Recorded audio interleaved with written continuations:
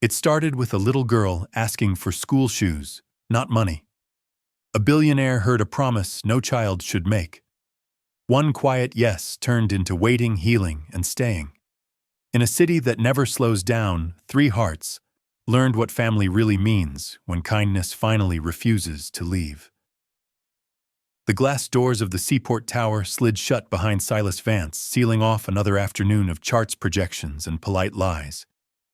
39 years old, a billionaire on paper, and somehow still empty. The autumn wind brushed his face as he adjusted his tie too tight, like everything else in his life. He checked his watch. 3:42 p.m., too early to go home, too late to pretend work mattered. Silas chose to walk. The street was alive with movement, heels on pavement, car horns, fragments of conversations drifting by. People passed him without seeing him. He was used to that. He preferred it that way. Then he heard laughter. Not loud, not cruel, just uncomfortable. Silas slowed. Near the entrance of a small shoe store stood a little girl, no more than 6 years old. She wasn't crying. She wasn't arguing. She was simply standing still, hands folded neatly in front of her, as if she were waiting for permission to exist. Her shoes caught his attention. They had once been white. Now they were gray with wear, the edges soft and thinning. One lace was missing. The soles looked tired, like they'd walked far longer than they should have. The girl noticed Silas looking. She straightened her posture.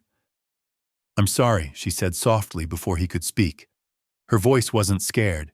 It was practiced. "I'll move." Silas frowned. "Move why?" She glanced at the store window, then at her shoes. "They don't look very nice," she said. "I don't want to bother anyone."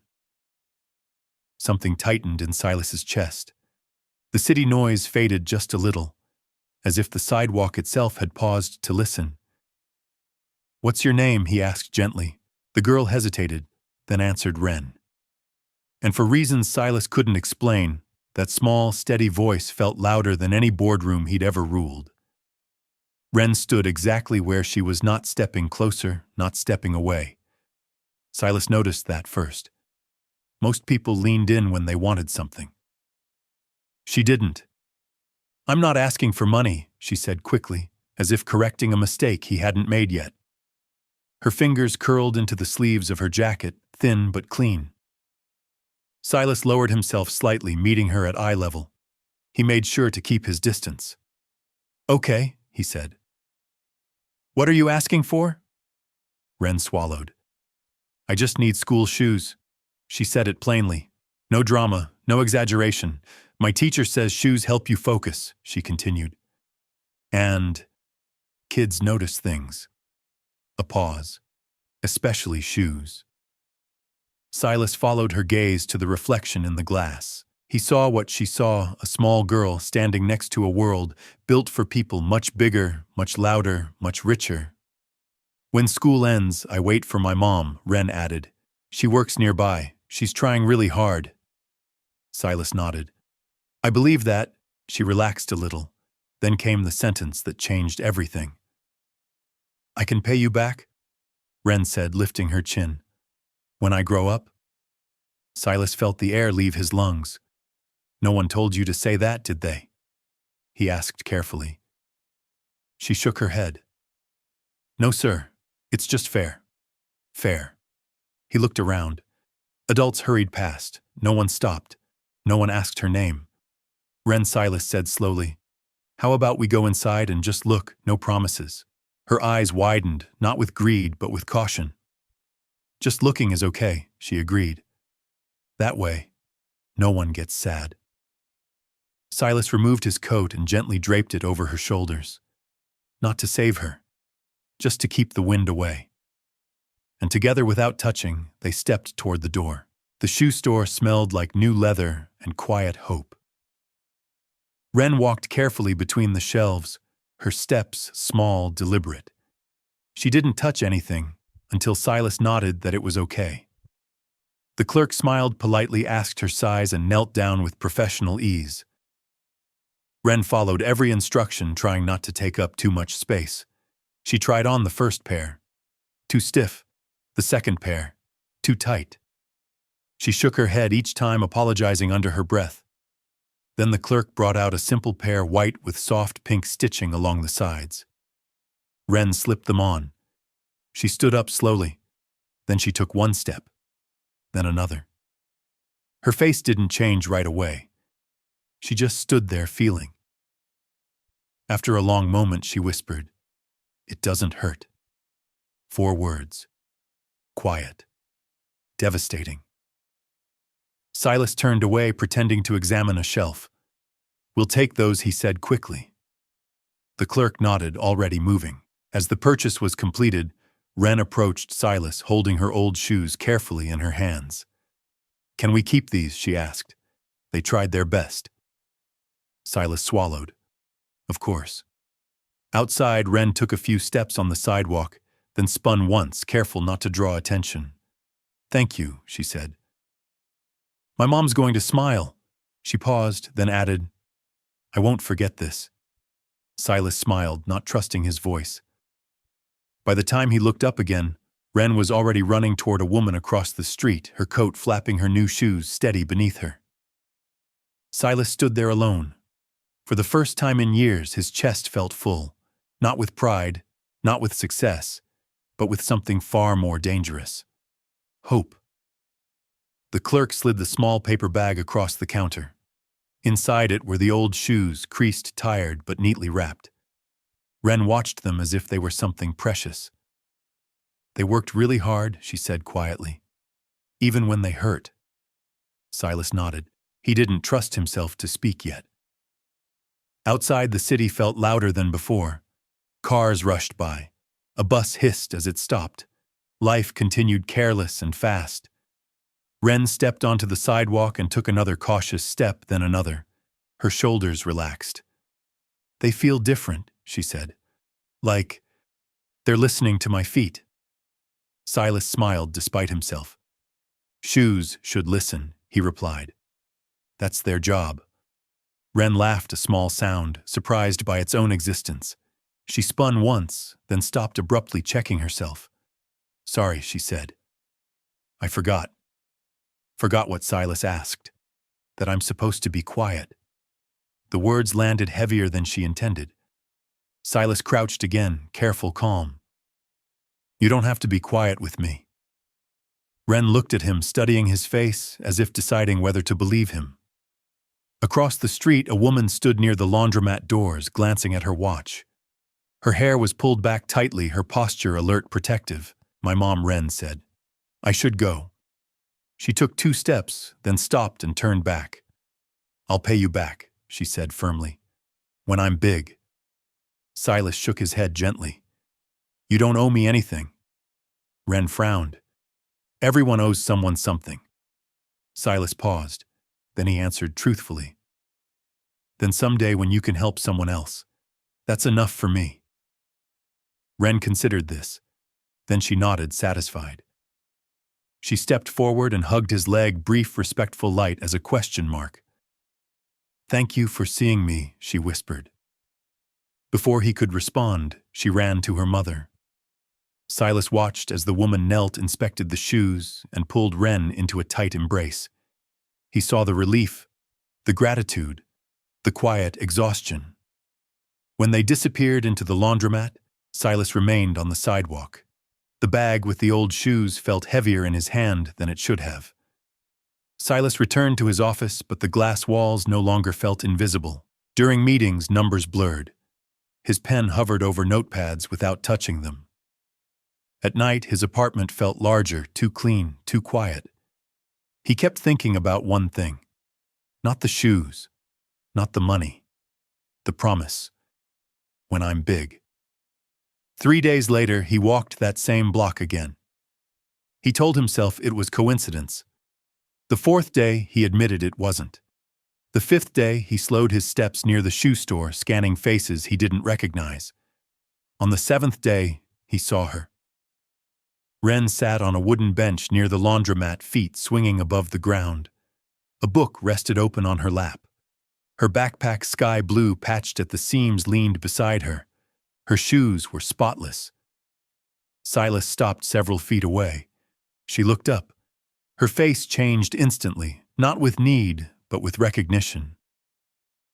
"You came back," she said, as if confirming a theory. Silas smiled. "I guess I did." She hopped down from the bench, careful not to scuff her shoes. "I clean them every day," she said proudly. "That way they don't forget they're important." "That's very responsible," Silas replied. "No one laughs anymore," Wren added. "They still look, but different." Silas felt a familiar tightening in his chest. "Do you feel different?" She nodded. A little taller. He noticed the time. Nearly 5.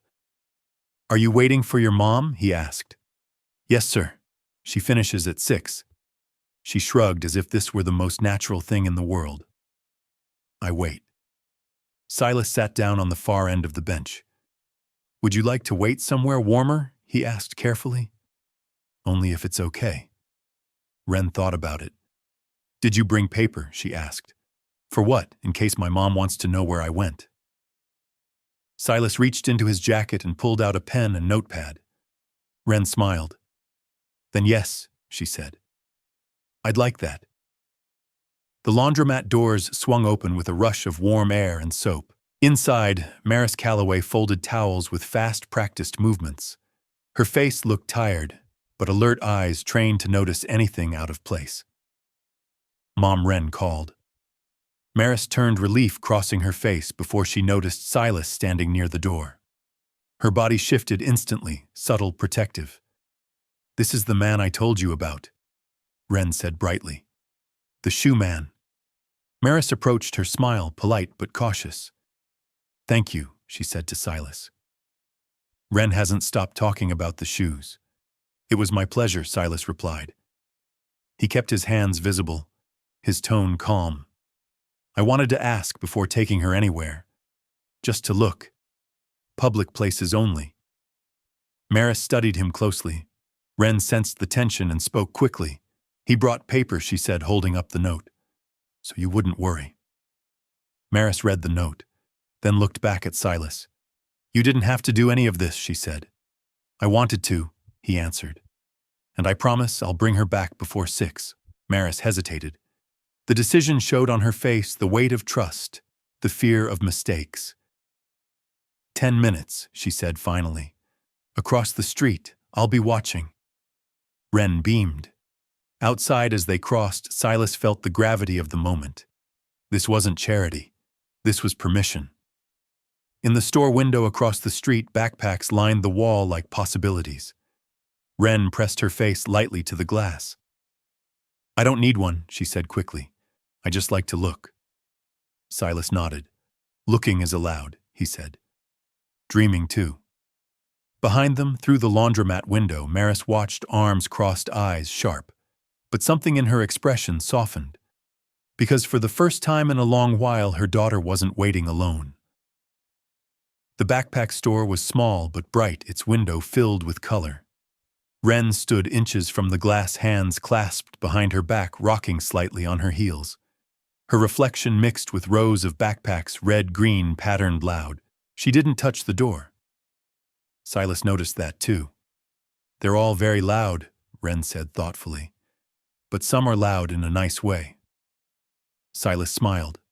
"Which one is loud in a nice way?" She pointed, not directly, just a small tilt of her chin. "A sky blue backpack dotted with tiny silver stars. That one looks like it knows secrets," she said. "Like it wouldn't tell anyone if I was scared."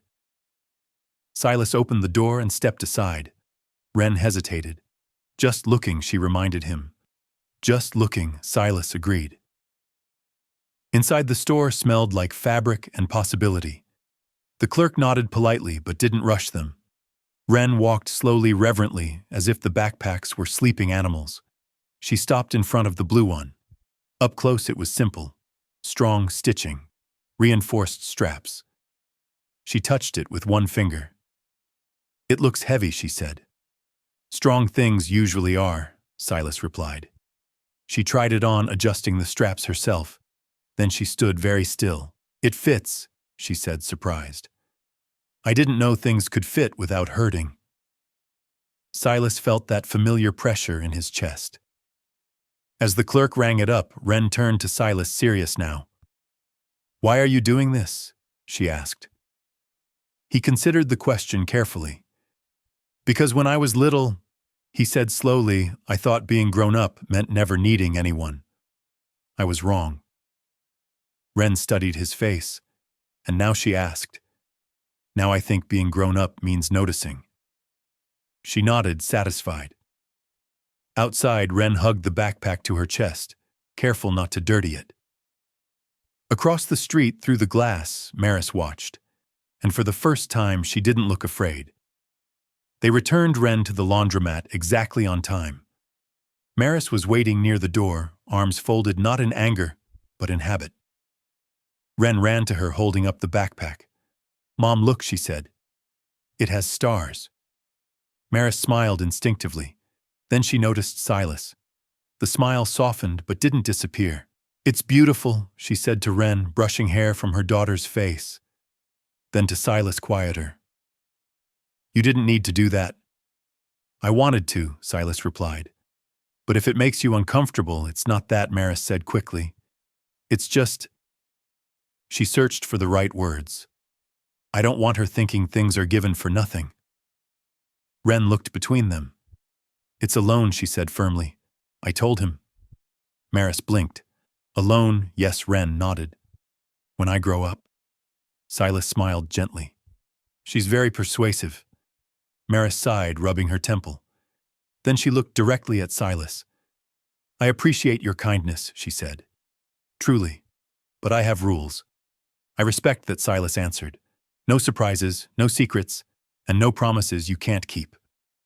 Silas nodded. Agreed. Maris studied him for another long moment, then reached into her bag and pulled out a small slip of paper. If you want to help, she said. Handing it to him, we're going to the uniform store on Saturday, 10 a.m. Maple Street. Silas accepted the paper like a contract. I'll be there, he said. Wren squeezed her mother's hand. As they walked away, Wren turned once more. Thank you for noticing, she called. Silas stood alone again, but this time he wasn't empty. He was waiting. 3 months passed. Silas's calendar changed in ways no assistant could explain. Tuesdays and Thursdays ended earlier. Saturdays belonged somewhere else. His apartment, once pristine, now held drawings on the fridge and crumbs on the counter. He didn't mind. Then the phone rang. Mr. Vance. The voice was calm but concerned. This is Mrs. Hart, Wren's teacher. Silas straightened.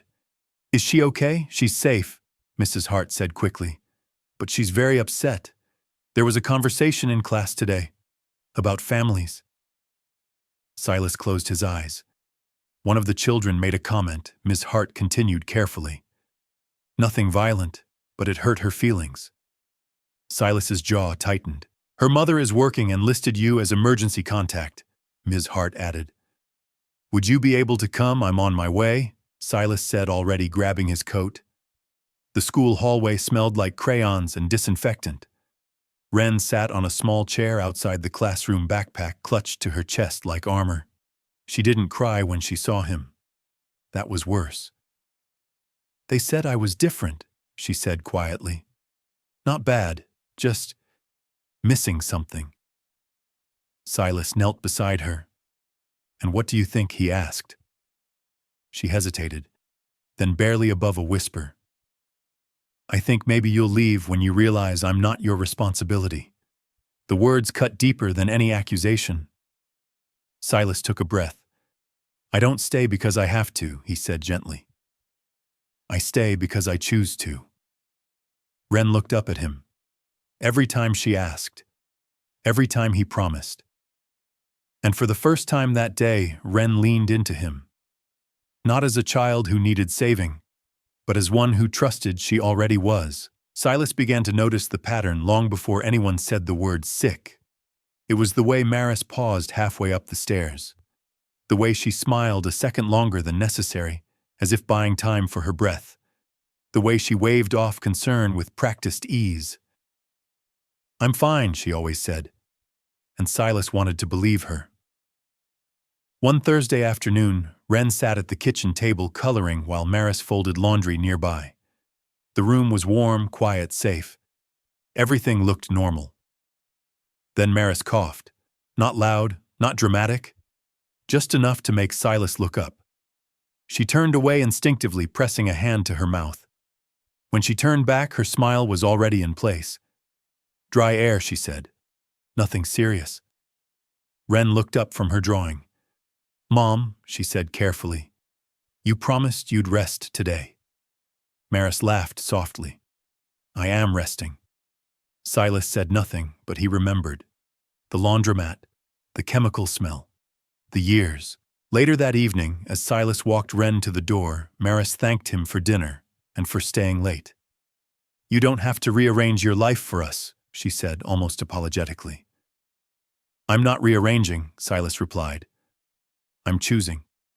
She met his eyes. For a moment, her guard slipped.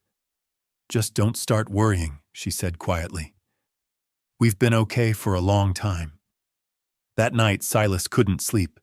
He sat on his balcony, city lights blurring into distant constellations. He thought of Wren's backpack with stars, of promises children shouldn't have to make, and of a mother who had learned how to survive by minimizing herself. The next morning, his phone rang. It was the laundromat manager.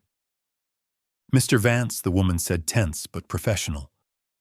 "Maris fainted at work. She's awake, but we called an ambulance to be safe." Silas didn't hesitate. "I'm coming," he said. And as he hung up, he realized something frightening. This wasn't about kindness anymore. This was about responsibility. The hospital waiting room was too bright. Wren sat quietly beside Silas' feet, not touching the floor, her backpack zipped tight on her lap. She didn't cry. She didn't ask questions. That scared him more than anything. "She just needs rest," Wren said softly, repeating words she'd heard too many times. "Mom always gets better." Silas nodded, though his chest felt heavy. When Dr. Keene finally approached, his expression was calm, professional. "Mrs. Calloway is stable," he said. "She insisted we speak with you." Silas followed him a few steps away, keeping Wren within sight. "Maris has a chronic lung condition," the doctor explained. "Likely aggravated by long-term exposure to cleaning chemicals. It's manageable, but only if she changes environments." Silas exhaled slowly. "She didn't want to stop working," Dr. Keene added. "Single parents rarely do." When Silas was allowed in, Maris sat upright in bed, pale but alert. She tried to smile. "I'm sorry you had to come," she said. "This isn't how I wanted you to find out." "You don't need to apologize," Silas replied gently. "Why didn't you tell me?" She looked away. "Because being strong is how I keep things together." Wren entered then, holding Silas's hand. "Mom," she said, voice steady, "I waited like you taught me." Maris's eyes filled instantly. "I'm okay," she promised her daughter. See, Silas said nothing, but later in the hallway, he made a decision. He returned to the room and spoke carefully, respectfully. "I have an opening at my company," he said. "Administrative work, clean air, regular hours, real pay." Maris shook her head. "I don't take charity." "This isn't charity," Silas replied. "It's a job, and you're qualified." Silence stretched. Wren looked between them. "Mom," she said softly, "you said it's okay to accept help if it helps us stay together." Maris closed her eyes, and for the first time she nodded. Maris started 2 weeks later. She wore a simple blue blouse and slacks, clothes chosen carefully not to impress, but to belong. Silas watched her step into the office building, shoulders squared, nervous and proud all at once. Wren waited with him in the lobby, coloring quietly. "Is this where you work?" she asked. Silas nodded. "Most days." She looked around. "It's very shiny." "It used to be lonely," he said honestly. "Now it's better." Maris adjusted quickly, too quickly. She organized files that had been ignored for years. She learned systems without complaint. People noticed. You hired the right person, Silas's assistant said one afternoon. I know, he replied. At home, things changed too. Dinner happened earlier. Laughter came easier. Wren slept better. One night, as Silas prepared to leave, Wren asked her usual question. Will you be here when I wake up? Silas knelt in front of her. Not every morning, he said honestly. But I'll always come back. She considered this. That's okay, she said. Coming back is the important part.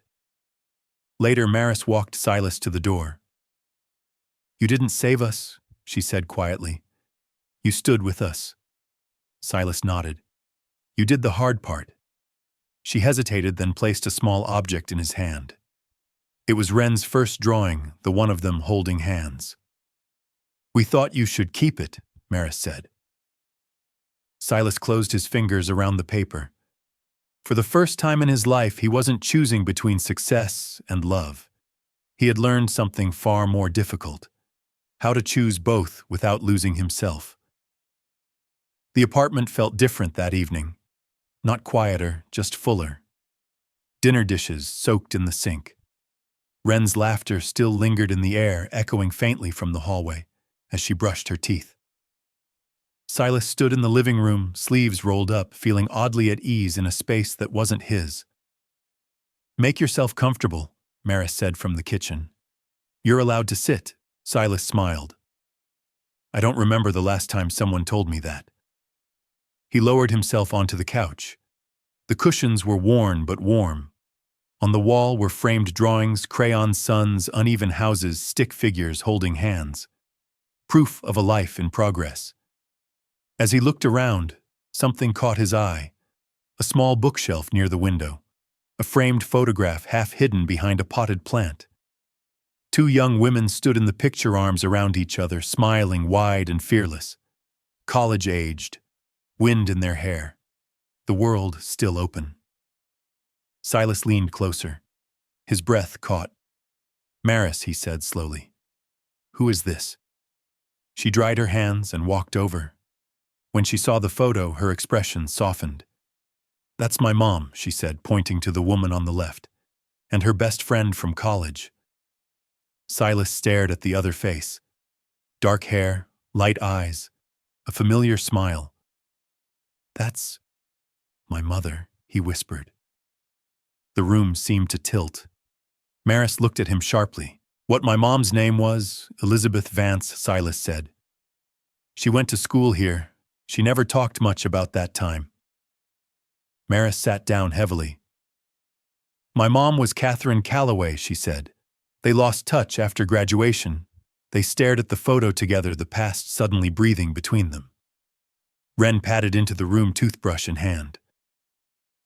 Why are you both so quiet? She asked. Maris pulled her close.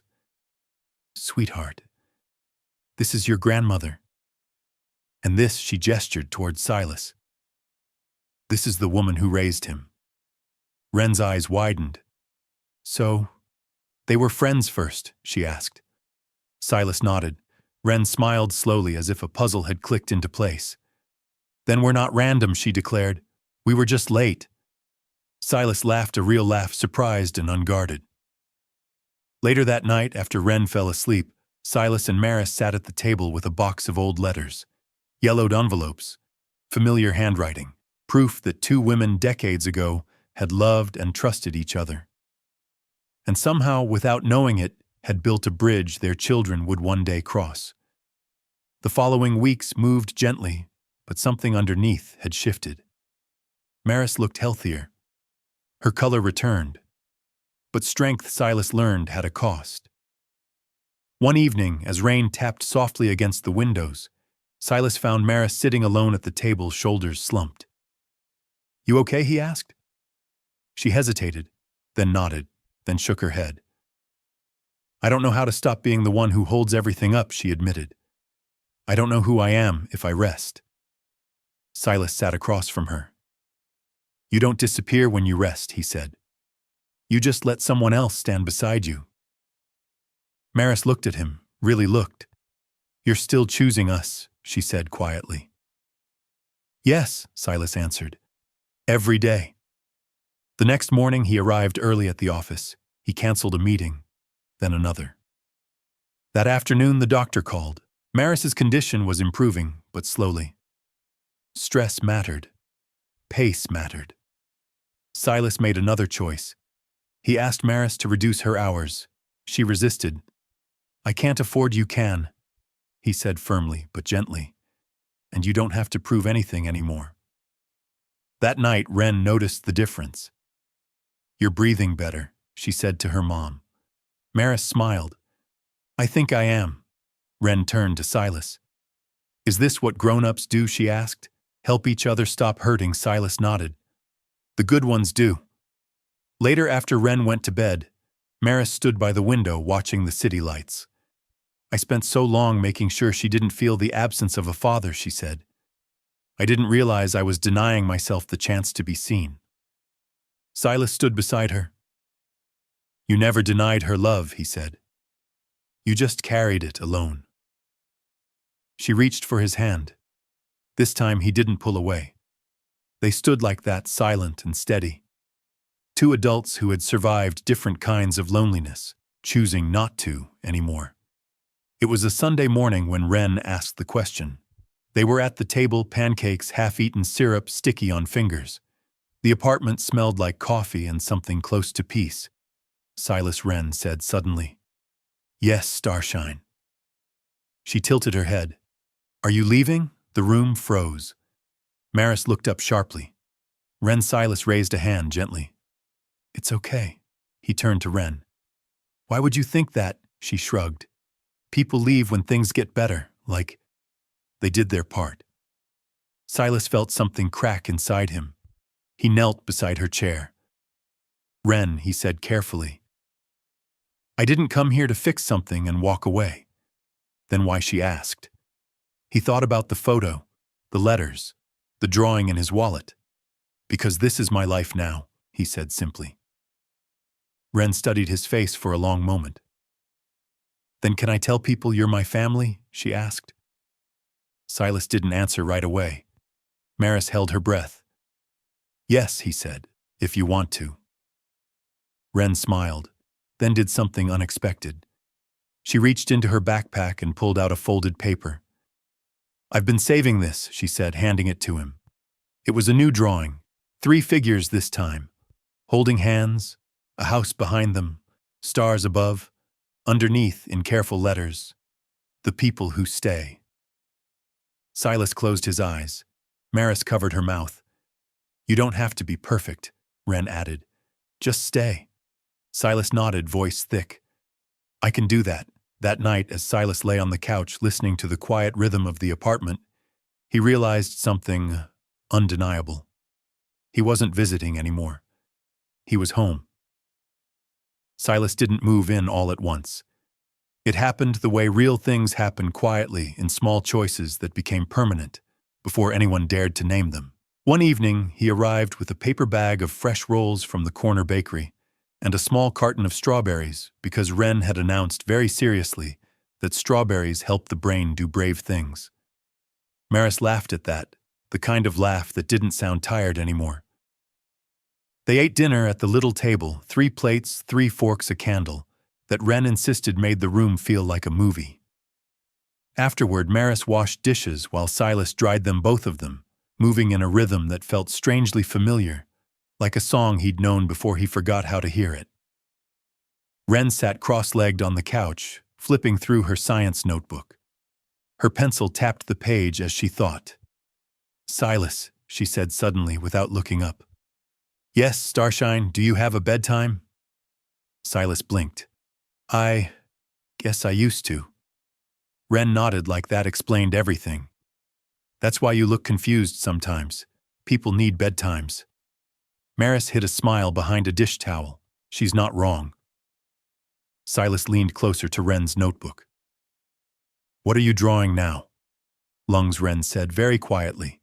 Then just as quietly she added, "So I can understand how to help Mom stay strong."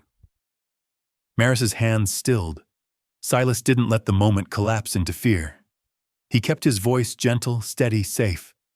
"That's a beautiful reason," he said. "But your job is to be 6. Wren looked up, serious. I am 6, she said. I just… notice. That word again. Notice. After Wren went to brush her teeth, Maris and Silas stepped onto the small balcony.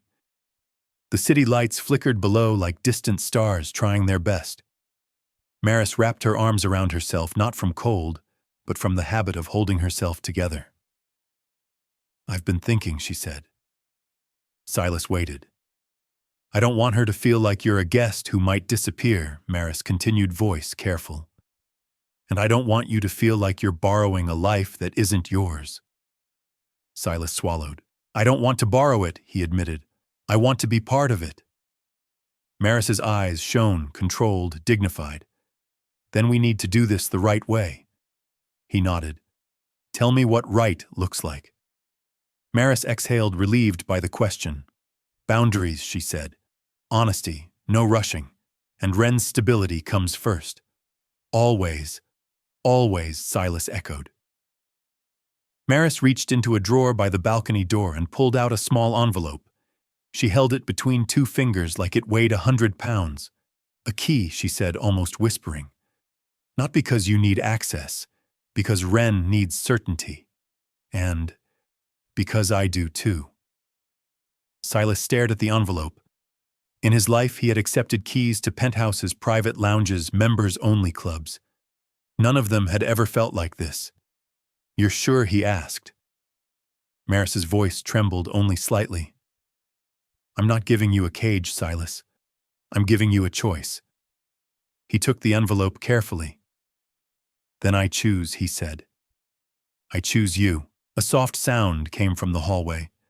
Wren, in pajamas with tiny stars, stood there rubbing her eyes. Are you whispering? She asked, suspicious. Maris smiled. Grown-up talk.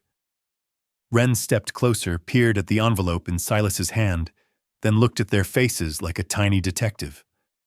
Oh, she said. It's a stay thing. Silas laughed, stunned. Wren nodded as if confirming a scientific hypothesis. Good, she said. Because I don't like goodbyes. Silas crouched so she could see his eyes clearly. No surprise goodbyes, he promised. No disappearing. Wren studied him for a long, serious moment. Okay, she said, then yawned. Then I can sleep. When she finally went back to bed, Silas held the key in his palm. It was small, but it sounded like a door unlocking somewhere deep inside him. 2 weeks later, Silas stood in the center of his luxury apartment and realized it didn't feel like a home anymore. It felt like a showroom designed for a person who never actually lived. The floors were spotless, the furniture expensive, the walls decorated with art he couldn't remember choosing. Everything was quiet in a way that didn't soothe the accused. He walked to the nightstand and opened the drawer. Inside was Wren's first drawing, 2 stick figures holding hands under a giant red heart. The paper was slightly wrinkled, now softened by being folded and unfolded too many times. He held it up against the city skyline beyond the glass window. The contrast was almost cruel. One world built on height and distance, the other built on warmth and staying. Silas exhaled and picked up his phone. Claire, he said when his assistant answered. Yes, Mr. Vance, I'm going to need to reschedule the real estate meeting, he said. A pause. The meeting about your property. Yes, Silas replied. I'm putting it on the market. Silence then, a careful, professional tone. Understood.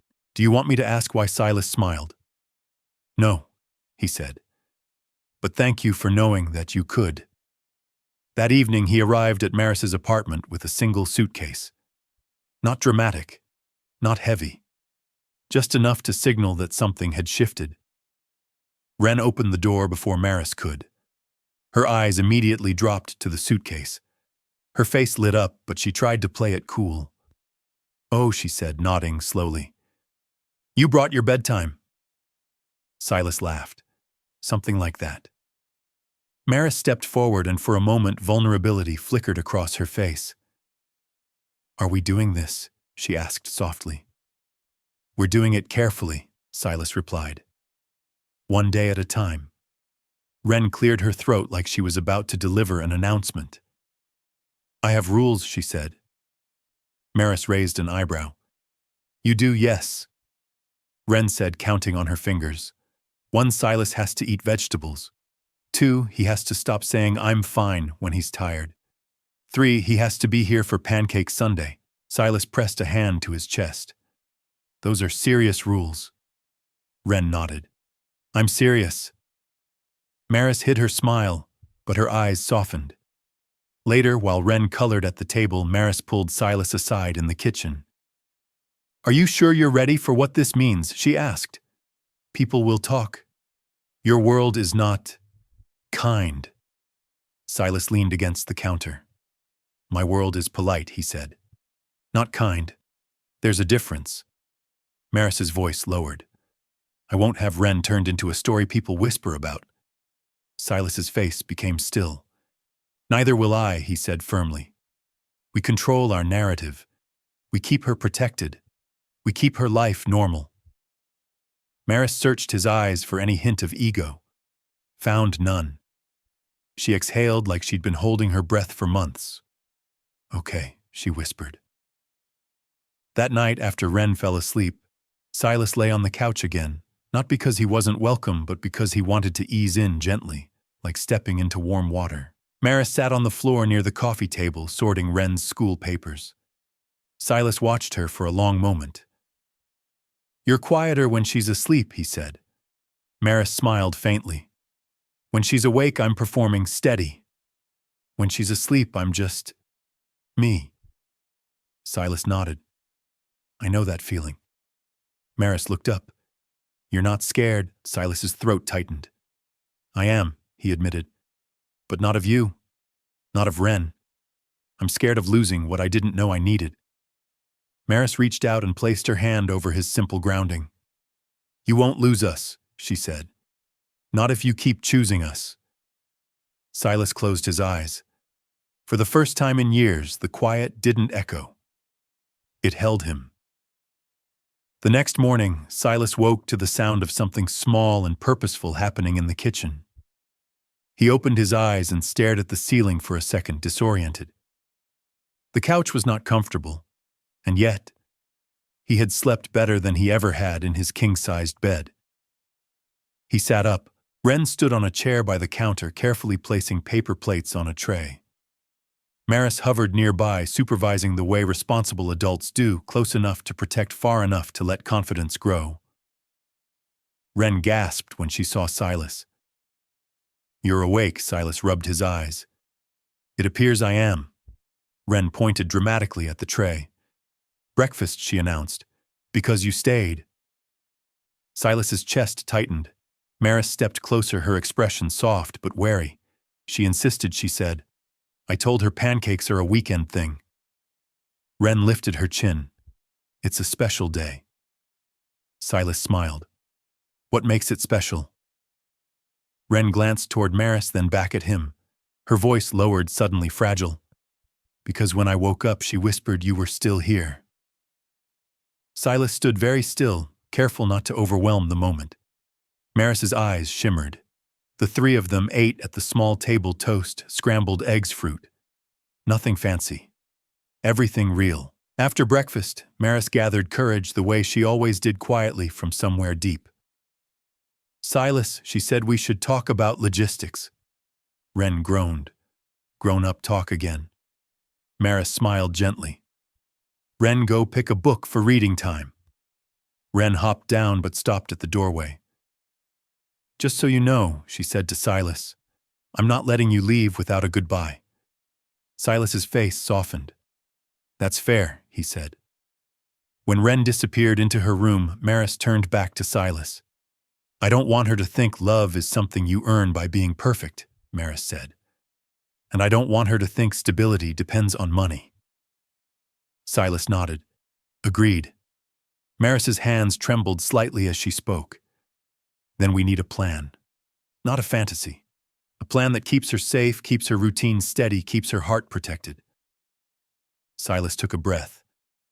Then we do it like we do everything now, he said. Slow, clear, honest. Maris's voice cracked. "You've never lived like this," she said. "With a child's schedule and school forms and little socks in the laundry?" Silas smiled. "I'm learning, and I like it." Maris watched him carefully, while Silas looked toward Wren's room where soft page-turning sounds drifted out. "Because my whole life," he said, "I've been in rooms full of people who clapped for results. And then I went home to silence." He swallowed. "Here," he continued, "I'm not admired. I'm needed. And not in a transactional way. In a human way." Maris's eyes filled. Silas's voice grew quieter. "I don't want to be a visitor, Maris. I don't want to be an occasional kindness. I want to be consistent." Maris whispered. "Consistency is what she's never had." Silas nodded. "Then let me be it. Let me show her what staying looks like." Maris stood there, the strongest person in the room and yet the most vulnerable. Then she said the word that changed everything. Stay. Not as a demand, not as a trap, as an invitation. Silas's voice came out thick. "Okay," he said. "I'll stay." Wren appeared in the doorway like she'd been waiting for the exact second to re-enter the scene. She held up a book with a triumphant grin. "Reading time," she announced, then paused, eyes flicking between them. "You said it," she whispered. Maris blinked, said what Wren's smile grew wider, tears bright in her eyes but not falling because she was safe. "The stay word," she said. "You said the stay word." Silas crouched and opened his arms. Wren ran into him, and Maris joined them a beat later, wrapping her arms around both. A quiet group hug. No fireworks, no speeches, just three hearts finding the same rhythm. And in that small apartment, with sunlight spilling across a table that didn't match the chairs, Silas Vance finally understood. Some families are built. Some families are chosen. And the best ones are the ones that stay. Life didn't change overnight. It changed in lists. School drop-offs on Tuesdays. Homework at the small table by the window. Doctor appointments marked in blue ink. Pancake Sundays written in Wren's careful handwriting. Silas learned the rhythm quickly, not because it was easy, but because it mattered. He learned how to pack lunches without overthinking them. He learned that Wren preferred apples sliced, not whole. He learned that Maris needed quiet mornings and honest evenings. Most of all, he learned that presence was louder than promises. At work, Silas delegated more. Meetings ended earlier. His calendar finally reflected his priorities. People noticed, but no one questioned him. There was a steadiness in his voice now that required no explanation. Wren noticed, too. One afternoon, as Silas helped her with a science worksheet, she looked up and said, "You don't rush anymore." He paused. "Is that good?" She nodded. "It makes things feel safe." Maris watched from the kitchen, hands wrapped around a mug, breathing easier than she had in years. That night, as Silas tucked Wren into bed, she asked her familiar question. "Will you be here when I wake up?" Silas smiled. "Yes." Not because it was required, because it was true. Across the hall, Maris listened, leaning lightly against the doorframe. For the first time, routine didn't feel like survival. It felt like healing. The world eventually caught up. At school, Ms. Hart noticed the change in Wren, more confident, more willing to raise her hand. She smiled more easily now, laughed without checking who was watching. At work, Maris was promoted quietly without fanfare. Her lungs continued to improve. Her shoulders relaxed. One evening, as they walked home from the park, Wren skipped ahead, backpack bouncing. "People think families look one way," she said thoughtfully, "but they don't." Silas nodded. "They look like care." Wren turned back, serious and staying. Maris reached for Silas's hand. This time there was no hesitation. Later that night, Silas received an invitation to a high-profile event, one he would have attended without question a year ago. He declined. Instead, he sat at the table helping Wren glue stars onto a poster for school. Maris watched him, eyes soft.